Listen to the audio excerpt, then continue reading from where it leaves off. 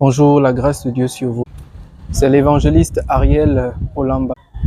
Alors, je voudrais faire cette courte vidéo pour tout simplement m'adresser à toutes les personnes qui ont déjà reçu le baptême dans leur vie. Alors, il y a 4 raisons pour lesquelles on prend le baptême, on se fait baptiser. Si vous vous êtes déjà fait baptiser, cette vidéo vous concerne. Si vous avez pris le baptême, vous devez prendre le baptême pour l'une des 4 raisons. Je ne vais pas parler des 4 raisons maintenant, parce que ce n'est pas l'objet, mais je veux plutôt attirer notre attention sur une raison, l'une des raisons. L'une des raisons se trouve dans le livre de Matthieu, chapitre 28, versets 19 à 20.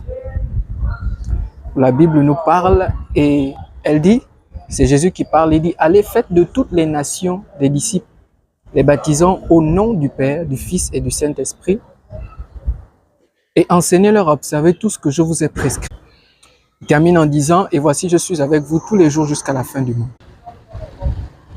Jésus, dans ce passage, le contexte dans lequel il nous parle est clair.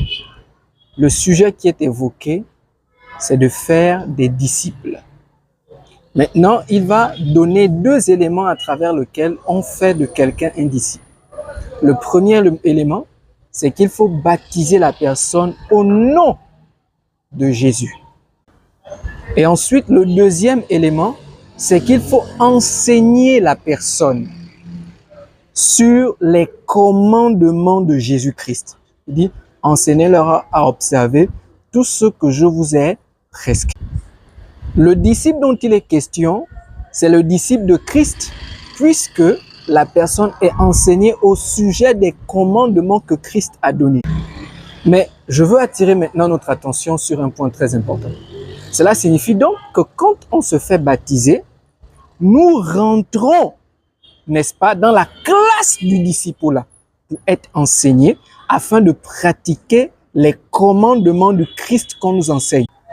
Est-ce que vous savez qu'aujourd'hui, beaucoup de personnes sont baptisées sans être disciples? Parce que le fait que vous soyez disciple exige qu'il y ait quelqu'un qui vous enseigne. Je sais que vous partez à l'église, je sais que vous fréquentez l'église, mais je ne parle pas des cultes du dimanche. Je parle d'un enseignant qui vous enseigne les commandements de Jésus. Et dans les commandements, il y a des matières. Quelles sont les matières que votre enseignant c'est qui? Quelles sont les matières que vous avez déjà enseignées? Qu'on vous a déjà enseigné?